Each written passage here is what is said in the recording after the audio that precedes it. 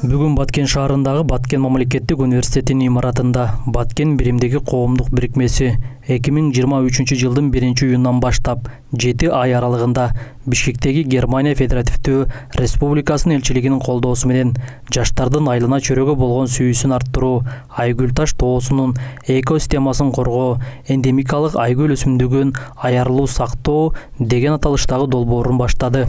Баткенде кой чарбасы Айгүл таш жаратылыш паркын көптөндүрүп жатканын маалымдады. Бактарактардын көчөттөрүн тигип Айгүл гүлүндө атайын. Биздин долбоор бүгүнкү күндө аябай зарылчылыгы бар долбоорлордун бири. Анткени дегенде биздин Айгүл гүлү, эндемикалык Айгүл гүлү бул коргоого муктаж болуп аткан учуру. Мына ушул учурда биз жаштарды ошол биздин экосистемага, Айгүл гүлүнүн табиятына, анын өсүүсүнө аярлуу мамиле кылуу жана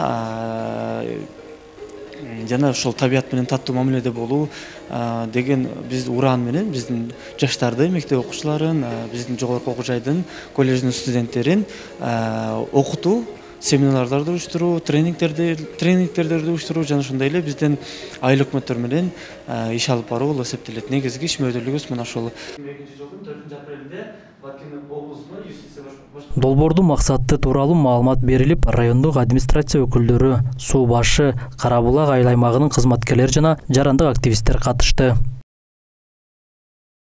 Бүгүнкү ушундай бир долбоордо биз кененирээк суроого жооп алабыз деген ниетте келгенбиз, бирок келиши элек мүмкүн долбоордун аягына келип калса, талкуулар менен биз ошол өзүбүздүн жаратылышыбызды коргоп калганга, жаштардын мекенчилдик сүйүүсүн ойготконго, кантип аяр мамиле жасайбыз, кантип өнүктүрөбүз, кантип туристтер тартабыз, ушулар боюнча сүйлөшөбүз деген ойдомун. Азыр мен бул жерде күтүлүүчү натыйжалар боюнча баам салып, менимче бир 80% жардам берет деп ишенем.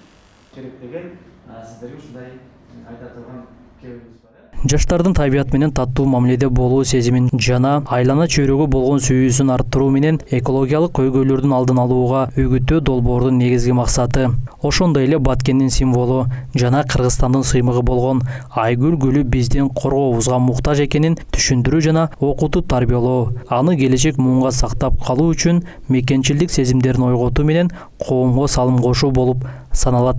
Расул Акматов, Алинер Хаджаев. Кененирээк маалыматты жазганбыз, ушул коммерциялык эмес ыкчылардуу бирикме.